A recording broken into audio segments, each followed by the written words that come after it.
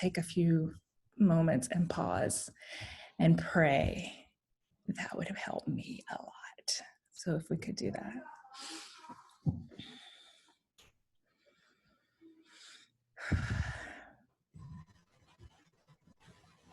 Lord, thank you for bringing us together in study and reflection.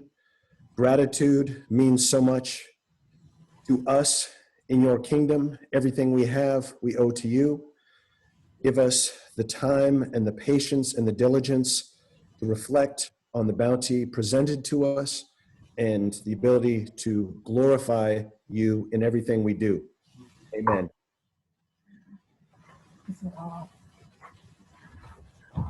Charity's done more of a presentation, a formal presentation on what we're doing, but I'd just like to say a few things about why we chose gratitude. For me, gratitude is a pillar of my spirituality. It's a guide in everything I do in my professional life, in my work with UNICEF, and just in my worldview. And I would encourage other people to embrace it as much as they can if they're not already doing that. And for me, I went through a difficult time in my 20s, and I was actually 20 in college, and I sat down with a wise friend who listened to me complain for about 10 minutes, and he did something that changed my life. I'm getting goosebumps right now. He asked me to make a gratitude list. He didn't dwell on everything that I told him. He asked me to make a gratitude list. And I thought that was rather peculiar. And begrudgingly, I did it. And it truly changed how I felt almost immediately. It changed my paradigm, how I saw the world. And one of the things that it does for us as a church is it allows us to see God. It helps us see God. It glorifies God. Psalm 138:1 lays it out quite simply. I will give you thanks with all my heart. Part of that too, the joy that it helps bring is the sweet is never as sweet without the bitter. We're in a very difficult time as a church, as a country, within our families. I think taking pause, even on a daily basis, is an important part of living in the moment and moving forward. And with that, I'm going to pass it to my lovely wife here. Hopefully technology works. There we go.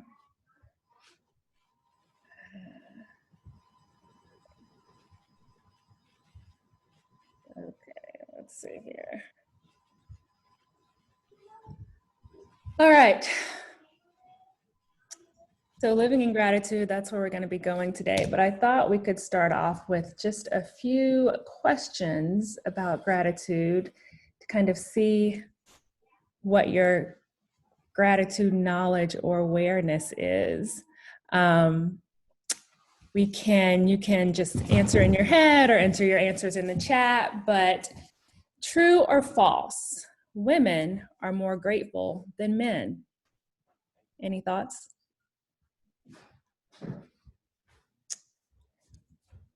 False. A national survey on gratitude found that actually women tend to be more grateful than men. And for some reason, American men have a particularly difficult time expressing gratitude. Next, true or false? People are more likely to exhibit gratitude at work than at home.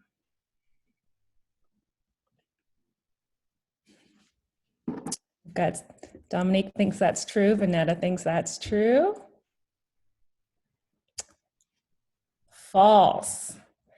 Actually, you're more likely to hear gratitude at home than at work. And only 10% of people at work actually say thank you.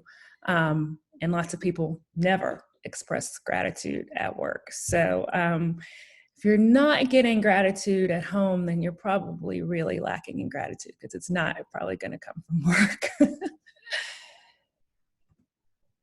True or false, the word gratitude is not mentioned in the Bible.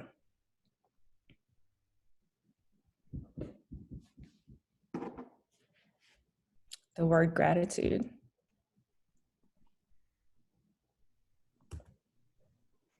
That one's true-ish. The word gratitude itself isn't mentioned in the King James Version, but the idea or concept of thankfulness is, of course, mentioned dozens and dozens of times in the Bible. So that was kind of a trick question. All right, gratitude is good for your cholesterol. An easy one. That is true. It's good for your health in a lot of different ways, including cholesterol and blood pressure, and risk for other diseases. All right, parents, true or false, gratitude could have a positive effect on a teenager's GPA.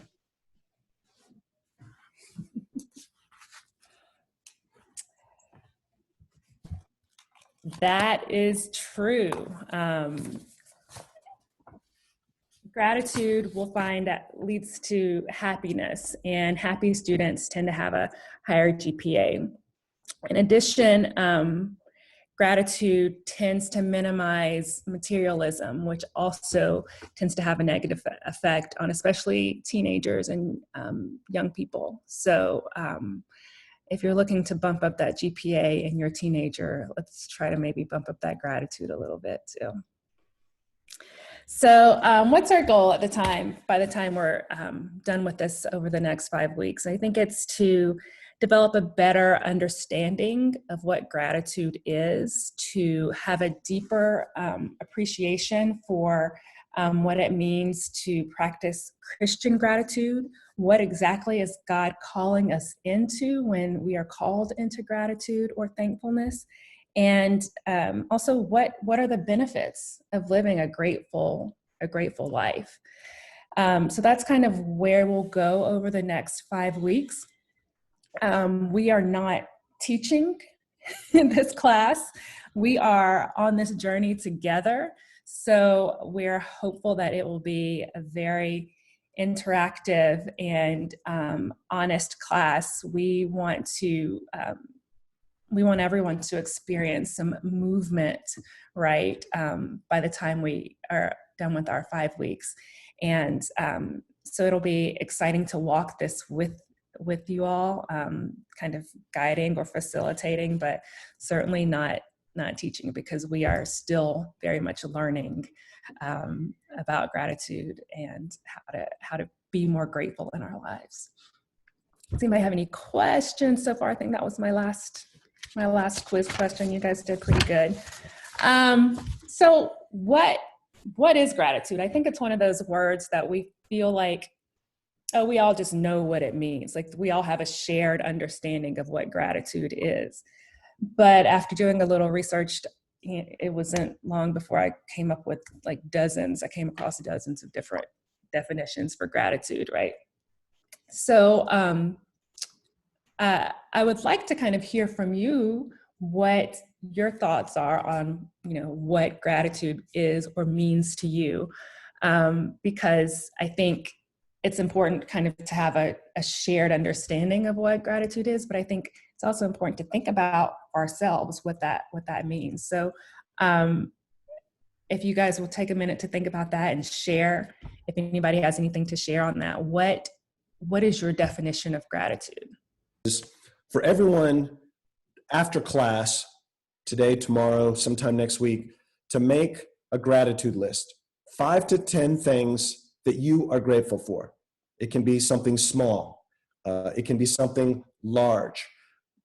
But we encourage you to make that list, and if you're comfortable, sharing with the group how that might have made you feel over the course of the week. If you reflected on your list, and even moving forward, for some people, even a short daily gratitude list can really bring peace and focus to their lives during a chaotic or even non-chaotic time. So We still want to hear from more people, but I just wanted to put that out there to be thinking about this gratitude list for next week and how it might make you feel. Definitions of gratitude to just throw out there as well. Thank you all for sharing also. Gratitude is the realization that we have everything we need, at least in the moment. And that at least in the moment part kind of like made me stutter for a second. But because it seemed to like point toward like an impending lack, right? Well, at least I have it in the moment. But I had to pause and realize like, no, it's asking me to live in the moment. It's asking me to think and focus on this moment. And that's why I appreciated that particular description of gratitude. Gratitude is the mother of joy. And sometimes I think we think that once we are happy, once we have joy, we will be grateful, but it's truly the other way around. Once you can embrace an attitude of gratitude, the joy is, you can't prevent the joy. The joy is going to come. So I really appreciated that reminder that it starts with the gratitude, right? It's not one of those chicken egg things. It definitely starts with gratitude. And then gratitude is thinking about something that you have and truly appreciating how it's helping you. And that was one that spoke to my more practical side. It's just like, how do I sit down and intently have a grateful moment? And that is by just thinking about something that I have and really appreciating how it helped me. And also knowing that I didn't necessarily deserve it. It wasn't on my own merit or something that I worked for or something that I sought necessarily. Gratitude helps me realize the things that I am given freely that I have not necessarily earned. So as we can see, there are like numerous ways to define gratitude. So Thomas touched on it a little bit, but let's talk a little bit more about why we're even here. Why even study gratitude, right? It's just another word, right? We've come up with a list of a lot of reasons to study gratitude, and there are even more. But for example, gratitude improves our relationships, which is something we've already touched on. When we show gratitude, we're acknowledging that we've been given a gift. And if we've been given a gift, then there is a giver, right? So we're acknowledging someone else in our gratitude. Gratitude makes us happy, which we already talked about. Gratitude is good for our health. Science tells us that. Thank God for giving us science, just to have another perspective, to see the beauty of life and the beauty of this world that he created. And one of those is showing us that gratitude is actually good for our health too. Gratitude is a virtue, and we'll talk more about that and what that means for Christians. Gratitude draws us to God, which Thomas mentioned as well. It is essential to our relationship with God. It is at the core of our relationship with God. Gratitude helps us live in the present without focusing on our lack or worrying about the future. We have to be focused on the present and living in the present to really experience gratitude. And also, gratitude glorifies God, which we'll also get into more about that as well. Did you want to say more about that? Along with that, I love that gratitude is a testimony. When we thank God openly and acknowledge what he's done for us, we proclaim a personal, caring God to the world around us.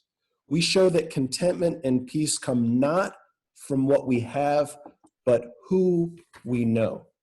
And that, to me, is such a profound idea that we should embrace on a daily basis. And it reminds me of Psalm 105:1, which again is simple and powerful. Give thanks to the Lord and proclaim his greatness. Let the whole world know what he has done. And I want to share a story from Stephen Colbert, the late night host. I don't know if you know this, but he's a very religious person. He grew up in a very tight family in Charleston. And when he was 10 years old, his father and two brothers died in a plane crash. Their plane was several miles short of the runway, and in an instant, his father and his two brothers were gone. And it crushed Stephen, and he was in a daze, he said, for years, and it really hit him when he went to college on Parents' Weekend, and it just destroyed him, he said. He realized at that moment what was missing. He said his faith, and his mother in particular, brought him back from the edge. And part of that was gratitude. He said through his faith, through his mother, through embracing his other siblings who survived, he learned acceptance. And I can't overstate this enough. And it was so profound when I heard this, and it's given me comfort. It taught him acceptance and how not to allow yourself to be defeated by suffering. We all suffer. We all know the deal, our time on earth, we are not promised a life without suffering. We are guaranteed, to a certain degree, suffering. And to accept that and not to dwell on it, but to focus on what we are given, the bounty that we are given, can be so life-changing. And as I've said, for me, such a pillar of my spirituality and walk with God, that that's my thought on that point.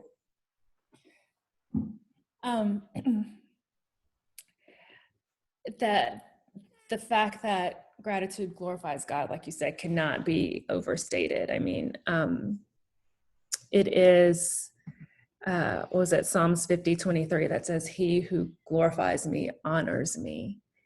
And I think if that doesn't put the role of gratitude in our lives into perspective, I'm not sure what is. So simply put, does someone have something? Simply put, gratitude is the most fitting, the only fitting response to a good and gracious God and what he's done for us.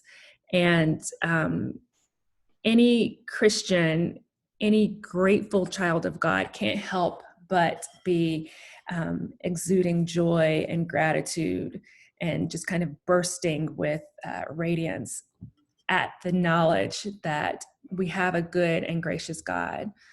But we don't always do that. We're not always bursting with gratitude and with joy. We're just not.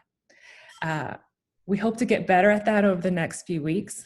And I do want to acknowledge that gratitude is not, life is hard, life is dark, life disappoints. It's not easy. Gratitude is not asking us to ignore any of that. Gratitude does not ask you to put on a brave face, put on a smile. Gratitude is not asking you to grin and bear it. But gratitude coexists with those realities of life in a way that helps us see God and the light that he brings to us. And if we practice it well, brings us contentment even in those dark spaces. So there is always room for gratitude. It is not meant to displace the very real feelings and the very real experiences that life brings to us. But what we want to be able to do is help bring light into those experiences. And gratitude is a very important way that we can do that. So I just wanted to make sure we acknowledge that part. Like, life is just hard.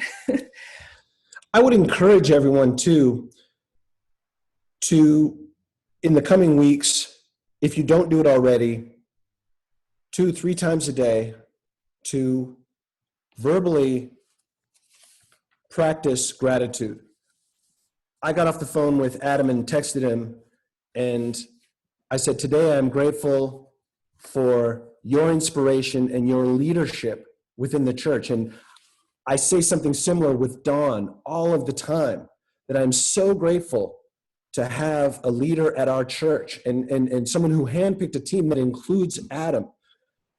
I don't take that for granted. I don't think any of you take that for granted. We're in a very difficult time as a country, as a church, as a community, and to acknowledge what we have been given by God. I mean, there's no other way to approach it. I don't think, and it helps, I think, the people who hear those words, because what we do can be so thankless.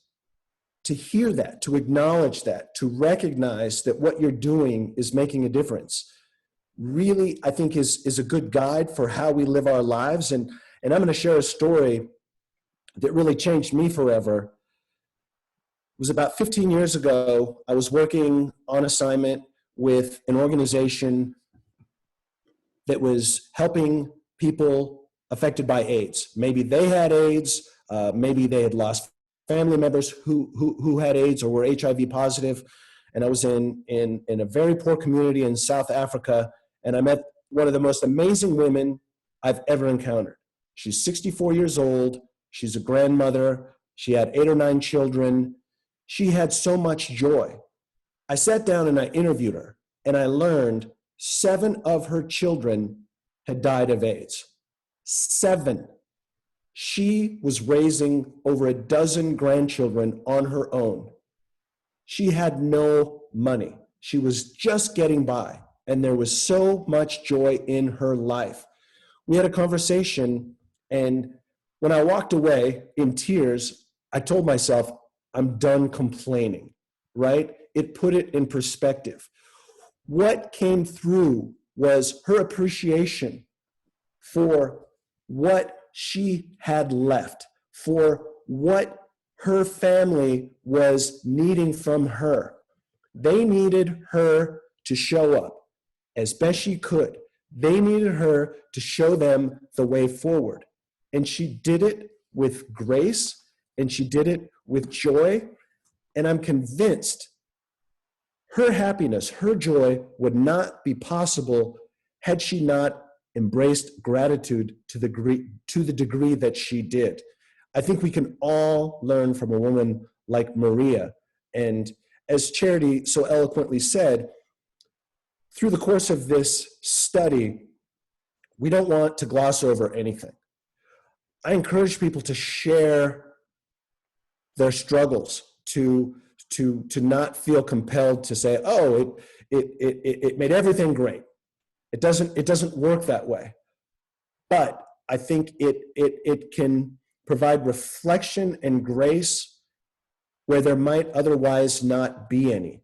And there's so many beautiful examples of Scripture encouraging us to walk this path. And I love the simplicity of it. I love just the idea that everything we have was bestowed upon us by God. And to not live a life of gratitude is to take away from His glory. Wow, that's great. That's great. So why do we fall short of living out the full gratitude that is deserving of God for what He's given us? I've been reading a book called Choosing Gratitude by Joy Wolgenmuth. I can't pronounce her name, but she lays out that in the Christian arsenal, right, that's supposed to include things like mountain moving faith and radical obedience and selflessness and self-denial and extended long suffering. For a lot of us, gratitude feels kind of like an optional add-on, right? It's nice if you can get it, but it's not like essential to a Christian, to the Christian life. It's one of those things that like it's in the deluxe model Christian. It's not in the basic model, right? It's those that have it all together and then can go at kind of an extra mile. It's like those kids in school that used to like do extra credit even though they had a 4.0. It's like, I guess it's good, it was good practice, but you don't like need it. And so if in our minds, there's like an A level, a B level, and a C level of Christian character traits, she says we tend to put gratitude down toward the bottom, along with like cheerfulness and hospitality, right? Just, they're there and we can get to it when we can get to it. And we're proud of ourselves when we do, but it's not that essential. But gratitude is a lot more essential than that. It's not an add-on. It's not an aside. It's not something that makes a cute little cameo when we're feeling good. It's actually central and core to our Christian faith and our Christian values. And it's an essential component to it. Because think about it. If you try to live a life of persevering faith, but you take gratitude out of the equation, then your faith kind of loses its meaning. Like, well, what am I even doing here? It'll just kind of wither away. Or if you try to be a person who exudes Christian love consistently, if gratitude were nowhere in that mix, you kind of quit pretty quickly. Disillusioned, discouraged. So those are just a couple of examples, but gratitude is an essential ingredient to our faith. And in fact, Cicero said gratitude is not only the greatest of virtues, it's the parent of all virtues. It's where it starts. And as we move forward, we'll continue to kind of see how that plays out. Advance slide here. I just wanted to ask you guys, how do you feel about that? Do you feel like for Christians, we kind of think of gratitude as one of those inferior values that are at the bottom of the list? Just write, 1 to 5 things, big, small, doesn't have to be fancy. You don't have to share it with us next week unless you want to. I think you could get a lot from it. Even if you've done it before in the past, we're in kind of a unique time. I would really encourage you to do that for next week. And the story I want to share, I hadn't even planned on sharing it until just a moment ago, and I apologize in advance if I get a bit emotional, but it was such an affirming moment for me and my spirituality and walk with God. When my father was 58, he was diagnosed with prostate cancer. He had a 10-year struggle. He had it removed. It went away. He did some experimental treatments that worked until they didn't. And his last years were really difficult. He had to be in a memory unit, and I would get back there as much as I could. And I knew how to connect with him in a way that nobody else did. And a lot of my friends, after he passed away, said, "Aren't you angry? Aren't you angry at your God for taking away your father, for not giving your children the wonderful grandfather that he would be?" And without a moment's hesitation, I gave thanks for having a father that showed me love, for having a father that gave everything he had in my relationship. And it was a beautiful moment because I realized there was a turning point where it wasn't about me. I was grateful to be in a place to help him. I was grateful to be in a place to acknowledge the beauty of his love over the course of my life up until that point. I haven't dwelled for a single day. Of course, from time to time, I miss him like crazy. But what I was given during that time, and to be given the opportunity to be there for him, paid such a greater dividend than had he still been alive in many ways. And I just wanted to share that because it not only allowed me to deal with one of the greatest losses of my life, but it just kind of flipped it. And I had to accept the suffering, but not dwell upon it. I had to acknowledge what this beautiful relationship that had been given to me. And I think I see a lot of people who dwell on the opposite, who dwell on the suffering. And I don't think it's good for us, and I don't think it's good for our relationship with God, and I don't think it's good for the glorification of God. Thank you. Should we wrap up? Yeah. Well, I think this is a good kind of transition spot because next week we want to talk about Christian gratitude and how that's different from, I'll just call it general gratitude and what that means for us as Christians and how we live our life. But as we mentioned, if maybe over the course of the next week, think about where gratitude ranks in your list of Christian virtues, and also think about how what your actions say about where gratitude ranks. I mean, we can say, "Oh, it's important to me," but what do your actions say about that? Because one of the things we need to do to lead to a more gratitude-filled life is to at least acknowledge where we are right now. And let's start doing that this week as well. Other questions, other comments?